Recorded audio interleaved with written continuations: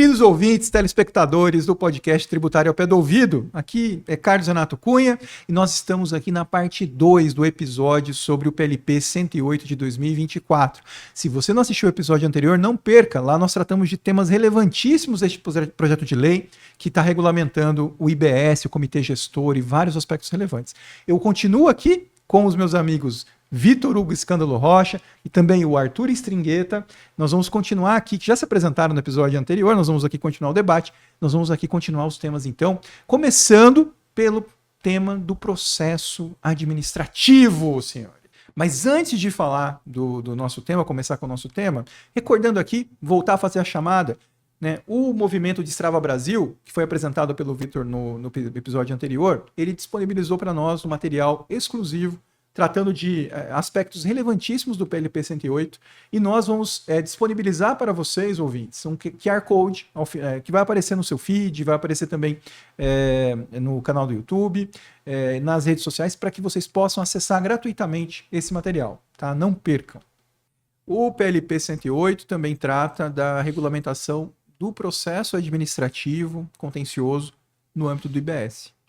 E ele criou uma intrincada rede para tentar unificar, solucionar esse conflito que nós mencionamos, né? Soluções simples e unificadas, previsibilidade e autonomia federativa.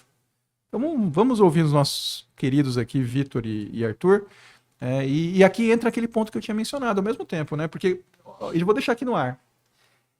Precisa ter o processo administrativo, tem que respeitar a autonomia de estados e municípios, não tem jeito. Fizeram o possível. Mas, gente, vai ter entendimento diferente entre o comitê gestor, esses órgãos, e a Receita Federal. Isso é impossível de evitar. E aí, como resolve? Mas tem lá, acho que como chama o órgão? A Câmara de Unificação. Mas para chegar lá, é quase igual você fazer recurso extraordinário especial para o STJ, para o STF. Você conseguir enfiar um recurso ali vai ser difícil. Eles vão inventar a súmula 7 deles ali dentro. Vai inventar a súmula 7, vai ter entendimento diferente dependendo do estado. Vai ter muita briga, Carlos. Eu queria compartilhar, assim, a minha primeira leitura do PLP 108 nesse tópico, no processo administrativo. Eu me recordo, assim, como fosse ontem, foi ainda no ano passado, lá no começo, em abril, e eu imprimi, até trouxe aqui o material, e eu fui riscando em vermelho tudo aquilo que eu tinha visto de absurdo. Infelizmente, foi assustador a minha primeira leitura do texto do PLP 108 nesse capítulo, nessa parte do processo administrativo. Realmente ali, né, fazendo uma brincadeira, foi escrito por algum fiscal, por algum procurador, porque tudo aquilo que era possível de suprimir de direito, de igualdade em relação ao contribuinte, foi realizado. Tanto que eu trouxe aqui, quando eu faço a explicação, né, pessoal, de quais foram as alterações na Câmara dos Deputados, a gente teve a inclusão dos representantes na Câmara de Uniformização, mas o primeiro texto, Carlos, excluía até a nossa paridade, né? Pois bem, mas quando a gente entra nesse tópico, eu acho bem interessante que o processo administrativo, ele inicia de cara trazendo os princípios do processo administrativo fiscal no IBS. E ele traz uma redação linda, eu queria lê-la aqui. Não vai chorar, hein, completa, Vitor? É quase um poema ao contribuinte. Queridos espectadores e ouvintes, peguem um lencinho. É quase um poema ao contribuinte. Coloca uma trilha sonora bem emotiva. Então, DJ, som na caixa.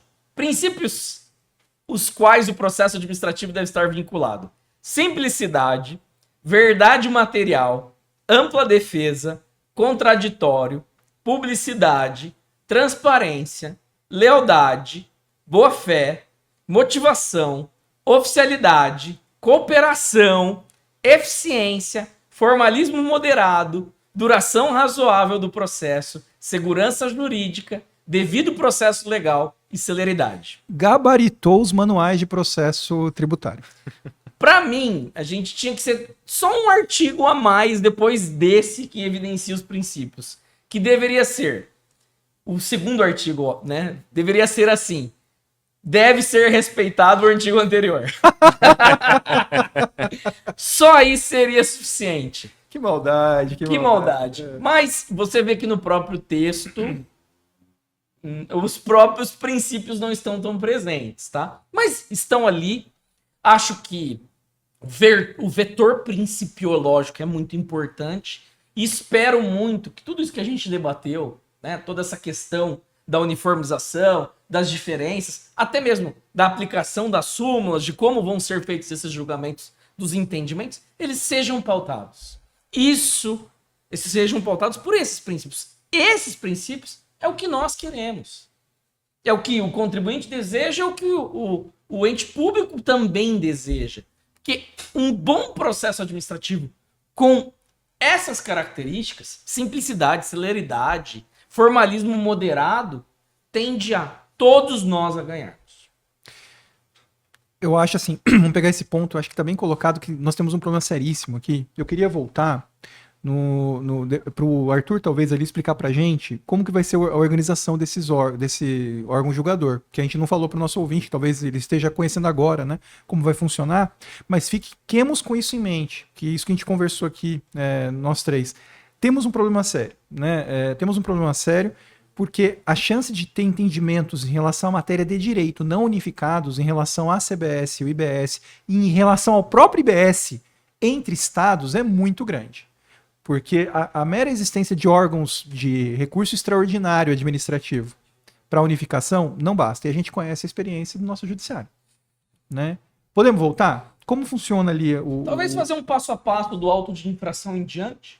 Né? Temos a primeira instância, a segunda instância, vamos ter os órgãos de uniformização. Falamos de fiscalização compartilhada, a fiscalização se encerra com auto de infração, né, Arthur? Exatamente. Bom, a gente tem um processo administrativo único no âmbito do IBS, mas sujeito a cabeças pensantes diferentes que vão julgar. Né? Eletrônico, isso é uma coisa interessante, com direito a... O prazo é igual em tudo. Dias úteis, né? Se não tiver prazo previsto específico é 10 dias. Perfeito, regra geral. O prazo para impugnar e o prazo para recorrer é 20 dias. Não sei porque não previram 30. Derrubaram 10 dias nossos.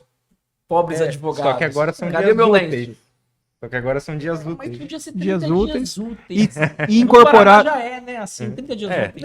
É meio que uma regra geral que está no CTN, não tem por que ser diferente, né? Mas tudo bem.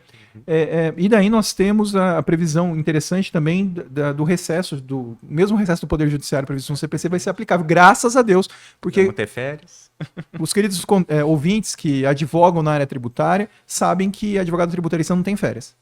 Exatamente. É isso, porque os autos de infração saem sempre no final do ano. Quantos natais eu passei fazendo defesa de auto de infração? Mas vamos lá, pode continuar.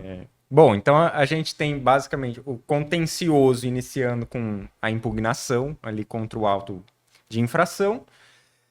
Essa impugnação vai ser julgada pela primeira instância. Deixa eu lembrar o nome aqui dela. Bom, é a primeira instância. Eu acho que eles não deram um nome tão específico ali, acho que é só na última, né?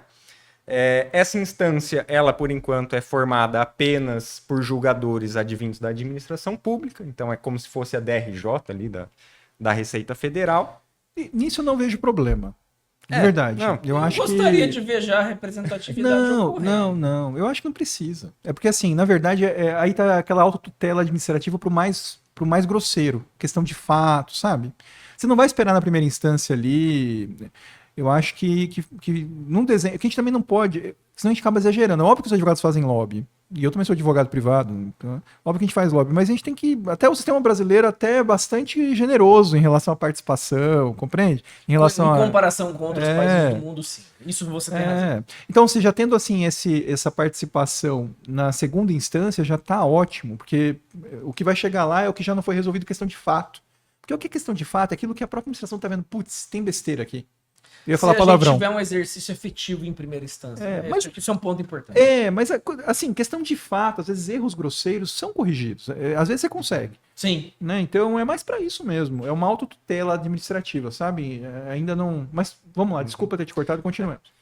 Bom, são 27 câmeras de julgamento, ou seja, uma para cada estado e o Distrito Federal, mas essas câmaras podem ser fragmentadas ali em turmas de julgamento, né? Composição dessas turmas de julgamento, ou se não houver turmas, apenas uma câmara ali no estado, 2 servidores do estado, 2 servidores de municípios, e aí vai ter um outro membro que vai ser o presidente, que vai alternar sempre entre um representante do estado, um representante de município, e ele tem o tal do voto de desempate. Nas decisões de primeira instância é cabível o recurso de ofício. Temos também a previsão ali de um embargo de declaração também, que daí é cabível em todas as instâncias também. Tem outro nome, né? Pedido de retificação, né? Isso, mas que é os embargos de declaração, né? Leia-se. Ouvintes e telespectadores, baixem o material do Destrava para vocês acompanharem a fala do Arthur, que vai ficar muito mais fácil para vocês. Bom, então, jogou a impugnação administrativa, não satisfeito, o contribuinte vai poder fazer o seu recurso, que vai para uma segunda instância. Também temos ali 27 câmaras de julgamento, então uma para cada estado e outra para o Distrito Federal, que podem ser fragmentadas novamente em turmas, e aí a gente começa a ter, então, a representação do contribuinte nesse âmbito. Composição, 2 servidores do estado, 2 servidores municipais e, para garantir a paridade, 4 representantes dos contribuintes que vão ser indicados ali pelas entidades representantes, OAB, enfim, e etc. E nós temos ali a figura também do presidente, que votará somente para desempate. Porém, o presidente, tal como a gente vê ali no CARF, vai ser sempre alguém do estado ou do município, ou seja, vai ser sempre o cara da Fazenda Pública. Vou me abster de comentários quanto a esse ponto. Mas aí eu discordo de vocês. Mas eu não tenho não nada comentei. contra. Eu já discordo do que você não falou, mas queria falar que tá saindo pelos seus poros. Mas eu não vejo Essa problema. discussão é antiga, a eu não gente vejo teve problema. até episódios sobre o CARF. Eu acho que, tudo bem, o desenho o legislador faz, mas eu acho que exigir isso, falar que isso é inconstitucional, é um exagero. Eu acho que se por acaso tem algo tão grave, né, em que o contribuinte considera, mas a administração, ainda que tenha votos, compreende? O negócio foi discutido em segunda instância, foi por maioria. Eu acho que ali você tem que... Eu não vejo problema em ser pró-fisco, compreende? E aí, se por acaso, porque o contribuinte ainda pode ir ao Poder Judiciário, o fisco não. Eu gosto do seu argumento, Carlos. É esse o Eu problema. realmente gosto. Compreende? Mas é difícil de eu mudar o princípio em dúbio pró contra. Não, mas não existe esse princípio. difícil. Mas tá bom. É difícil. Esse princípio que não existe, É senhores. difícil eu ignorar o fato que o auto de infração foi lavrado pelo Estado, força maior, imponente contra aquele pequeno e pobre contribuinte. Pequeno e pobre, coitado. Deixa eu pegar meu lenço. Mas vamos deixar que essa discussão vai longe, pelo menos mais 2 horas. Exato. Até aproveitando o gancho aí da discussão, a gente comentou, acho que lá no começo, que introduziram, então, dentro dessa questão do voto de desempate, também aquelas reduções das multas e das penalidades, igual a gente viu o desdobramento lá no CARF. Então, Não, ou seja, se tiver voto de qualidade, o contribuinte vai poder pagar sem multa, sem juros. Acho que tem juros. Eu não lembro aqui se tira. Mas isso, nós não aceitamos essa migalha, tá? Porque cair multa e juros por uma coisa que foi disputada e foi empate, desculpa. E aí ele pode parcelar, tem toda uma série de sim, benefícios. Nós Uma vamos série de benefícios. Tá aqui, ó, Não pagar a nada. presença do advogado. Que, gente, nada mais é do que a última luz no fim do túnel. Obviamente que, como são contribuintes muito pobrezinhos, coitadinhos, como disse o Vitor, sempre, ele vai conseguir assistência judiciária e não tem risco de sucumbência Ótimo. na ação, né? Óbvio. Ótimo. Continuando, então, a gente tem a nossa última instância, que aí é a instância de uniformização. E ela vem justamente para tentar resolver problemas de interpretação quanto à aplicação ali das normas, né? E aí entra o problema que nós falamos, é difícil de chegar lá. Exatamente, porque para o seu recurso ser aceito, um pré-requisito dele é justamente você demonstrar que existe essa divergência de entendimento, que as câmeras estão julgando diferente, né? Então esse é o requisito de acesso a essa terceira instância, que também vai ter ali a composição paritária com representantes dos contribuintes. E esse foi um ponto de debate grande, porque inicialmente não tinha a previsão, como o Vitor tinha mencionado. Uhum. Acho que é importante só pontuar como uma última competência dessa instância de uniformização a possibilidade de edição de súmulas, né? Para fixar os Para vincular. entendimentos. Além disso, o PLP está prevendo ali que os órgãos julgadores ficam obrigados a seguir alguns julgamentos vinculantes do STF, do STJ, né? Tem alguns casos ali. Até para evitar esse contencioso em massa, né? Que uma decisão reste aplicada. Diminuir, né? Diminuir. Porque repercussão geral, por exemplo, não está ali, se eu não estou enganado. Né? Então, não está vinculando os órgãos administrativos. Realmente não vincula pela legislação, pela previsão do CPC, mas nós podemos continuar tendo esse conflito. Né? Muito bom. Então, aqui, o problema é realmente você conseguir unificar. Eu acho que esse é o X da questão. Sabe por quê? Você tem esse monte de órgão julgador num país do tamanho do Brasil, complexo. Me parece que é razoável. Porque se você pensar que pode ter divergência sobre interpretação de fatos. Locais, costumes. E o fato na subsunção, né? Esse fato aqui realmente aconteceu, prova. Isso eu acho que tem que realmente... Você tem que ter vários julgadores, não tem como você ter pouco. Perfeito. O problema vai ser a divergência na interpretação jurídica, de direito. É aí que tá o X aqui. Eu tô cheio dos estudos hoje, né? Eu tenho um estudo que eu vi que eu vou chutar, eu acredito que é da professora Suzy Hoffman. Que é um estudo bem interessante que fala sobre a quantidade de julgadores que essas previsões, né? Que elas vão estabelecendo esse desmembramento, a possibilidade de julgadores que podem ocorrer dentro do Brasil. Eu não tenho certeza. Mas eu acho que o número era bem elevado. Era algo em torno de 600 ou 3.000. Mas se você parar para pensar, quantos julgadores julgam o ISS municipal e o ICMS estadual? Muito grande. Mas assim, eu acredito que o número é adequado. Não estou formando uma crítica em relação ao número. Mas acho que vai muito em encontro do que você está comentando, da dificuldade de uniformizar o entendimento de tantas cabeças diferentes. Porque realmente, em relação a fatos e provas, eu acho que aí tem divergência mesmo. Se você vai não concordou, acontecer. vai para o judiciário. Agora, em relação ao direito, não podia ter tanta divergência. É isso que é o X. Eu acho que tinha que ter tido... Eu vou pensar alto aqui, pode ser besteira, mas algum tipo de previsão que, se for meramente alegada a divergência, sem muitos requisitos, é obrigatória a análise pela Câmara de uniformização, sabe? Alguma coisa assim? Nem que para ela dizer que não tem, porque pelo menos você tem um controle superior ao órgão. Inferior. É uma possibilidade. Muito bem. Podemos ir para o nosso quarto ponto? Quarto. Distribuição do IBS. Quem vai começar? Arthur. Vou arriscar. Tava comentando com o Vitor mais cedo que acho que se tem pessoas que vão entender a fundo esse capítulo do PLP, devem ser 3 pessoas no máximo ali no Brasil inteiro. No Brasil inteiro, né? Eu acho que são tantas repercussões, tantas remissões que tem a outras leis, uma infinidade de questões ali que... É que isso faz parte daquela briga interna dos entes, né? De quem vai ficar com o dinheiro. Em tese, o contribuinte, ao pagar o IBS e a CBS, não vai ter problema nenhum com isso. Mas na hora de dividir, nós vamos ter bastante problema. E aí, parte desse acordo foi essa regra de transição em relação à separação da grana em muitos anos, muitas décadas. Nós não estaremos vivos até o final disso. Eu acho que não estarei. São mais 50 anos. E aí nós vamos ter um percentual diferente, vai ter um fundo de compensação. Então vamos lá. Eu vou estar vivo, Carlos. Desculpa. 50 anos, cara. Talvez eu esteja. Não, eu torço para você estar, com certeza.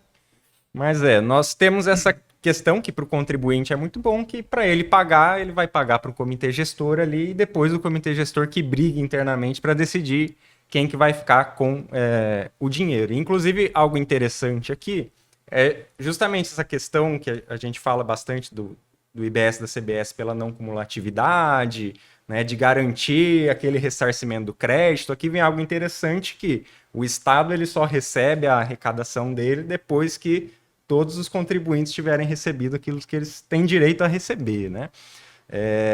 Então tudo isso vai entrar nessa conta, nessa arquitetura Que se aplica ao gestor. comitê gestor, mas não se aplica à Receita Federal com o CBS. A Receita Federal está recebendo ali tudo Vamos diretamente. fingir Né? Receita Federal, que a gente não sabe disso pelo PLP Fazer vista 108. Só aplicou isso para as viuvinhas. Mas é interessante, passando assim um pouco por cima, mas basicamente o PLP traz ali alguns conceitos de receita inicial. A gente tem a adoção do princípio do destino, então arrecada aonde está finalizando ali a operação, onde está tendo o consumo, isso entra esse grande impacto que gera as regras de transição, mas basicamente para definir essa receita inicial, vamos ver todas as operações que foram feitas a consumidor final, pessoa que não teve direito a crédito, no território daquele município, daquele estado. E essa é uma grande mudança em relação ao sistema atual, que está muito focado na origem. Exatamente. E aí você vai ter estados e municípios que vão sair perdendo. Outros vão sair ganhando. E outros vão sair ganhando, e você tem que tentar conciliar essa treta. Com uma grande transição longa, para todo mundo conseguir ajustar o seu orçamento. Exatamente. Então eles vão definir essa receita inicial e, como eu disse, eles vão ver. Bom, o município de São Paulo, então, teria isso aqui para receber, que são operações feitas ao final. Porém, você tem cashback, tem ressarcimento de crédito, você tem créditos presumidos pelas compras de produtor rural. Vai cortando as fatias, né? Entra aqui também alguns ajustes, mas, salvo engano, isso é para fins de transição, que este município estabeleceu uma alíquota maior ou menor do que a alíquota de referência, divulgada ali para aquela manutenção da arrecadação tributária trazida pela reforma. Então, eles vão fazendo esse recorte até chegar ali no que seria a receita final ali, do ente para receber. E durante esse período de transição, a gente começa a ter esses ajustes, justamente para compensar essa perda ou esse ganho que um tem e o outro não tem. Da mudança da regra. Justamente pela adoção do princípio do destino. Então a gente tem algumas retenções, como o Carlos falou, acho que durante 50 anos, de fato. Eu não lembro se é 50, mas é que vai diminuindo. Não, Vai 50. diminuindo. Não, 50 anos é a regra de transição, mas quanto Sim. tempo vai A gente, compensar? a gente começa tendo uma retenção, são dois tipos de retenção, né? Uma retenção para fins de adequação ao princípio do destino, e ela começa em 80%. Então, se no final do período apurou que o município X ia receber R$1 bilhão, na verdade ele vai receber 200 milhões, né? Mas, enfim, e esse excedente vai ser distribuído ali conforme a tributação atual, digamos assim, ou seja, vai para a origem e não para o destino. Segue a regra anterior. E ano a ano, esse 80% vai diminuindo até que se implemente efetivamente o princípio do destino. Quando aí muitos já não estiverem mais acompanhando o podcast. Muitos novos tenham surgido. Podcast já nem existam mais, a tecnologia Seja tudo digital, o tributo. já vai direto na sua mente a Ou transmissão. as bitcoins tomaram conta, ninguém paga mais Ou então nós já não existia humanidade porque a IA tomou conta. Pode ser. Né? Já matou igual o 3 Minutos do Vamos Futuro ter 2. 3 robôs nossos. Isso, gente. Vocês estão sendo muito otimistas. Se não tiver uma emenda aqui pro ROG. Não. Prefiro os robôs, hein? E a gente tem uma outra retenção, então, que ela é mais no sentido de compensar a perda de arrecadação. Então, além de ter essa transição para adequar ao princípio do destino, eu vou verificar, eu acho que eles pegam uma faixa, veem quais são os entes que tiveram a maior perda de arrecadação, comparando com os índices atuais, né? Enfim, vão destinar uma gordurinha ali para eles como uma compensação.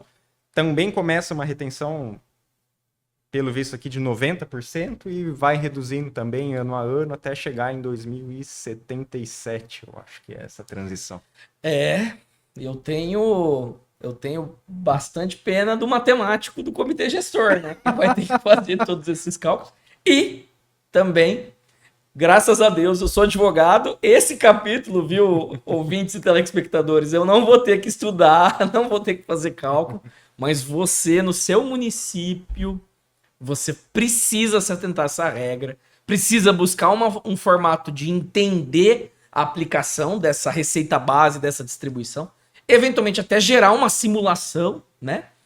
E aí, se não me engano, quando a gente entra nos pormenores ali, tem até mecanismos de impugnação ano a ano para você discutir se eventual situação que foi destinada a um município diferente do seu, na realidade era iniciada ali. Vou dar um exemplo meio besta, né? Como, por exemplo, um transporte de pessoas que se inicia exatamente numa localidade que está entre 2 municípios. Estou dando um exemplo esdrúxulo, mas como pode acontecer essa discussão?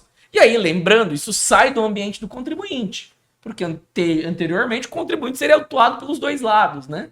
E teria que fazer defesas e... Enfim, agora não, isso vai para o comitê gestor, tá? É entre vocês. E aí, realmente, para fazer mais um mini jabazinho do material que eu li, é muito bom, viu, pessoal?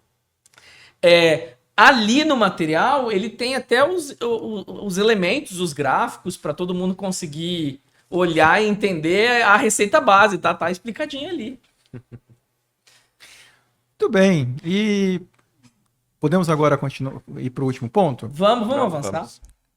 Então, para encerrar o nosso bate-papo sobre o PLP 108 de 2024, o último ponto, o 5º ponto, são as regras de transição do ICMS para o IBS. O ICMS, que é um tributo reconhecidamente muito complexo, né? Nós estamos indo para um sistema supostamente mais simples, né? E vamos ter uma transição. Afinal, por exemplo, e os créditos de ICMS, o que eu faço com ele?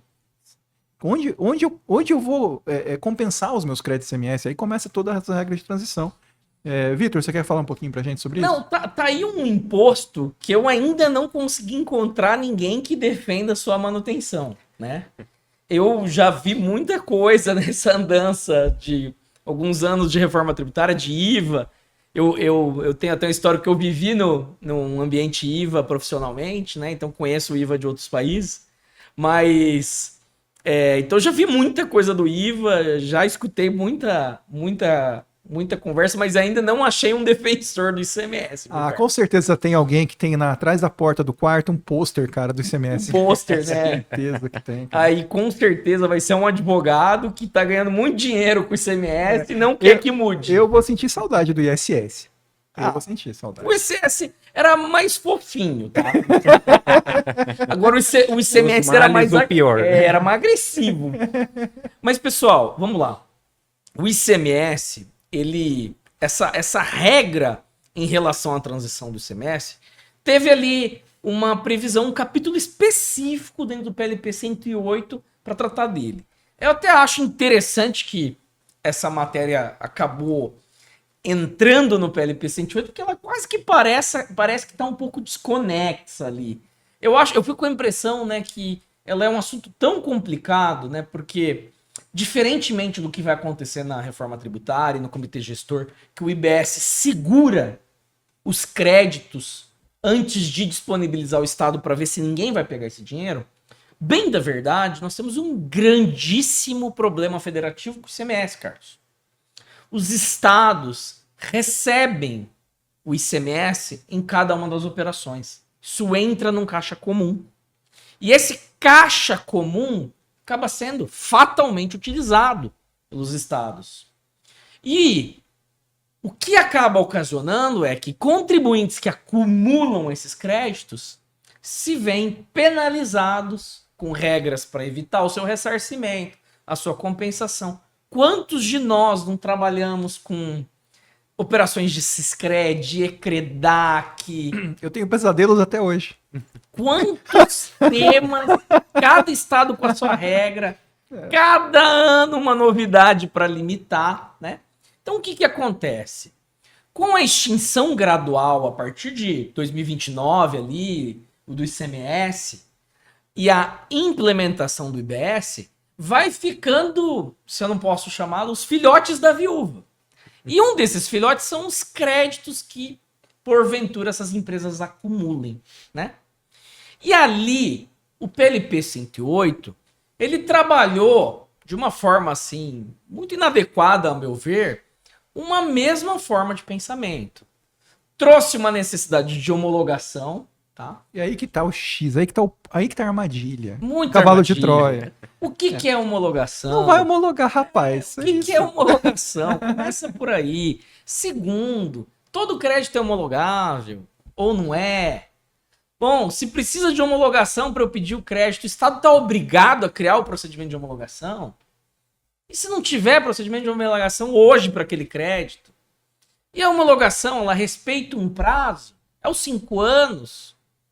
Mas e se eu tiver a documentação para provar que aquele crédito é legítimo, já que ele está em conta gráfica, eu tenho direito? Faz sentido eu limitar? No fim das contas, né, a gente viu que é uma legislação restritiva de direitos, ponto. Né?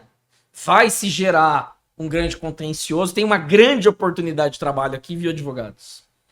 Né? São créditos absurdos, inclusive fazendo um adendo, acho importante falar isso, muitos dos estados não divulgam esse número. Dizem que se divulgado fosse, uma das audiências que eu participei no Congresso Nacional, a gente encontraria que todos os estados do Brasil são quebrados. Porque o crédito, né, acumulado não é só do grande exportador. Você tem das empresas que faliram, das empresas que estão em inatividade, das empresas que foram limitadas no uso. Então, realmente, assim, é um número que a gente nem consegue dimensionar. Mas, de fato, o que foi previsto ali? Foi previsto um procedimento de homologação. Né? E aqui a gente inicia esse capítulo. Não sei se a gente pode até dividir um pouco para começar a debater esse assunto, mas essa homologação, ela vai observar o prazo prescricional de 5 anos. Os estados, ao receberem essa homologação a partir de 1º de janeiro... O pedido de homologação. Pedido de homologação. O contribuinte fez o pedido, resolveu o problema do prazo de prescrição. Exato. A questão é o prazo para o estado analisar. E aí tem um grande problema. E se o crédito já é homologado? Eu reapresento? É uma homologação diferente? Né? Mas o fato é, esses estados vão ter o prazo de 1 ano para realizar essa homologação expressa. Né? Então, realmente, falar se concorda com aquele valor do contribuinte e se aquela operação que foram realizadas são legítimas para o crédito. E efetivamente dar sequência na continuidade do aproveitamento desse crédito. O projeto de lei traz uma previsão específica para créditos do ativo imobilizado. Né? Prazo mais curto, né? Quis proteger essa natureza, porque é uma natureza de origem de investimentos, de maquinários, de bens que foram usados em atividades empresariais. Então, de fato, não seria justo a gente alongar ainda mais. Aí o prazo cai para 60 dias. A grande questão é para que é o prazo, né? Porque, como o Carlos falou, é pensar se vai homologar ou não. Em tese, passou o prazo, você pode começar a usar o crédito aqui nos termos que ele traz ali. Mas continua a possibilidade do fisco dentro do prazo ali também, depois voltar atrás. Então, provavelmente na prática vai acabar sendo um prazo de mentirinha, um prazo letra morta ali, né? Letra morta. Acho que dá para falar das formas de utilização. Né? A partir deste momento, o crédito que conseguir sobreviver, né? Passar por esse périplo, né? Périplo, prescrição, possibilidade de homologação, fiscalização agressiva querendo arrancar tudo que não é. Matar mais 3 dragões no meio do caminho. Escalar um castelo, enfim. Ele homologado está, isso é informado ao comitê gestor, né? E a partir dali inicia-se um começo de outro calvário, né, Arthur?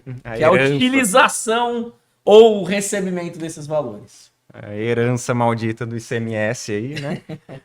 Até interessante que depois desse prazo aí para homologação, né, na verdade é a partir de fevereiro de 2033, ou seja, quando já tiver acabado o ICMS, esses créditos remanescentes eles poderão ser atualizados, terão uma atualização pelo IPCA. Pelo incrível IPCA. O grande. E aí você começa a poder utilizá-lo. E aí que vem a grande pegadinha, que todo esse valor seu, que foi ou não foi homologado, mas que você tem direito a ele, você tem direito mais em 240 parcelas. Ou seja, Pequeninas 20. 240 parcelas. Ou seja, a gente vai ter que lembrar do ICMS durante 20 anos. Corrigido pelo IPCA. Você estava achando que você não ia lembrar do Se ICMS. aplicar a Selic, o crédito vira nada em 20 anos. Mas, então, o PLP traz as 3 possibilidades de utilização. Primeiro, aqui a gente não tem essa limitação dos 20 anos, que é você usar esse crédito para compensar eventuais débitos que você tenha pendentes de ICMS. Então, se você, de repente, quiser começar o novo sistema com uma vida nova, use esses créditos aí para regularizar sem nenhuma limitação. O que faz Mas- muito pouco sentido, porque normalmente quem acumula isso é grande exportador e já Exatamente. não vai pagar, já tem uma prática de acumular. A não ser que haja sessão, né? Sim. Eu não sei se eu tô falando besteira, mas se eu ceder o crédito, eu tenho um crédito acumulado, eu cedo para alguém que tem débito de ICMS. Não, mas a hipótese de cessão, ela é autorizada dentro do mecanismo de 240 parcelas. não, Não, então- mas daí para compensar com débitos de ICMS, salvo engano, ele pode... Não precisa observar as parcelas. Então faz um pouco de sentido. É. Nesse Mas, ponto. acho que, enfim, né? Explicando Fica mais um a uma um, possibilidade né? de trabalho, então. Pois é, mercado, pessoal. Então, você vai poder compensar com os débitos de ICMS que você já tem. Você vai poder compensar com os débitos de IBS, só que por essa parcela de 240, né? Então, são 20 anos aí, você vai poder usar uma parcela muito pequena, infelizmente, desse crédito para compensar com IBS. Inclusive, entra ali algumas questões bem interessantes de empresas que atualmente não pagavam um ICMS da vida, que passam a ter que pagar O IBS. o IBS e surge problemas, né? Porque eu não recuperei crédito lá atrás, eu não tive crédito de ICMS e agora passo a pagar o IBS e a gente começa a se questionar como é que fica com esse tributo que não foi recuperado, essa compensação. Nós temos a possibilidade de fazer a transferência para terceiros, então eu transfiro. Se esse terceiro ele for utilizar para compensar com IBS, ele também vai precisar fracionar esse valor. É isso Se que eu for lembrava. para compensar com ICMS, ele não vai ter... Mas esse é o de- ICMS débito desse... Isso, Entendi o que fizeram. Eu pego o meu crédito, que você tanto teve a dificuldade de ser reconhecido, e eu deixo você usar nos meus próprios débitos. Um acerto de contas. E aí não tem limite. Não tem limite. E o deságio, hein? Como vai ser esse mercado? Eles só estão reforçando o mercado ali, né? Teve um advogado que participou do desenho ali, ó. Mas, inclusive, tem uma previsão de que a pessoa que adquirir esse crédito, ele só vai poder usar depois de esgotar o prazo prescricional, né? Então, existe o prazo para homologação, mas que a gente já prevê aqui que dificilmente vai ser cumprido. É que somando os 240 meses com prazo de homologação, já vai dar uns 40 anos, né? Daqui a pouco vai igualar os 50. Não, mas daí são 5 Não anos. sei quantos. Calma. Não dá ideia. Não provou ainda. Então, a possibilidade da transferência e, por fim, o ressarcimento em dinheiro, que é a última hipótese possível, né? Se você não conseguir compensar, na verdade não seria a última possível, porque é uma Ela alternativa à própria transferência. Isso, né? ela vai Você não vai seria obrigado a tentar transferir, mas se você não tem débitos de IBS, vai ficar sobrando esse crédito ali, e aí você vai poder fazer o ressarcimento, mas também nas 240 parcelinhas mensais. Tá, então o ressarcimento, para simplificar, é o nível máximo daquele jogo que nunca ninguém consegue passar, do poderoso chefão, e aí a gente consegue, no final, a hora que mata todos os dragões, consegue receber em dinheiro. Muito bem. Todos vão conseguir. Nós somos aqui otimistas nesse podcast. Não é isso? Nós somos pessoas otimistas. Muito otimista. Muito bem, pessoal. Encerramos? Eu tenho um ponto para encerrar esse assunto, Carlos, que o Brasil perdeu uma grande chance de solucionar esse estoque de uma maneira muito interessante. Eu acompanhei que existiam diversas teorias para fazer tanta coisa bacana e tanta coisa boa com esse crédito que faria muito mais sentido. Uma das teorias, por exemplo, era a própria possibilidade de securitização desses créditos acumulados pelos contribuintes, né? Na relação Estado. Então, um exemplo, eu sou ali uma grande exportadora, tenho um crédito grande homologado, né? Depois dos 3 dragões, homologado contra o Estado do Paraná.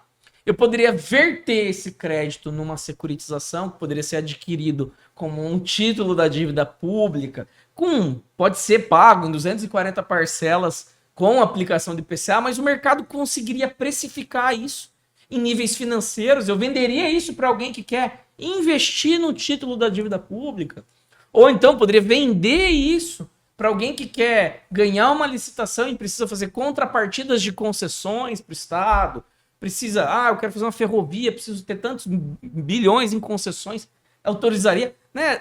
Você criaria um mercado ali que judiaria menos desse contribuinte, que, devo ressaltar, só está tentando pegar um dinheiro que é dele, que ele pagou, né?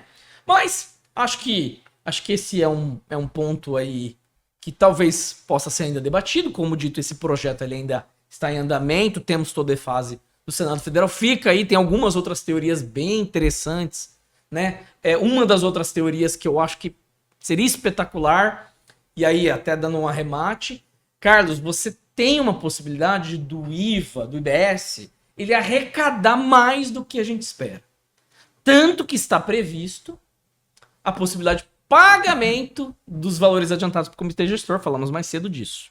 Não, até porque se a economia crescer, se a economia crescer, se a gente alcançar mais sonegação, que hoje a gente não alcança, se a gente criar burocracia, diminuir burocracia no recebimento e diminuir a inadimplência, só aí esse imposto deve mudar muito.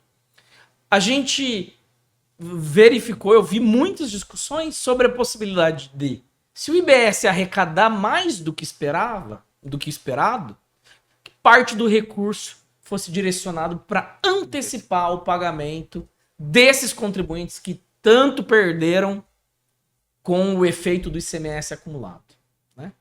E eu acho que aí, por fim, também, né, Arthur, tem uma questão do SMS-ST, bacana pra gente pontuar, né?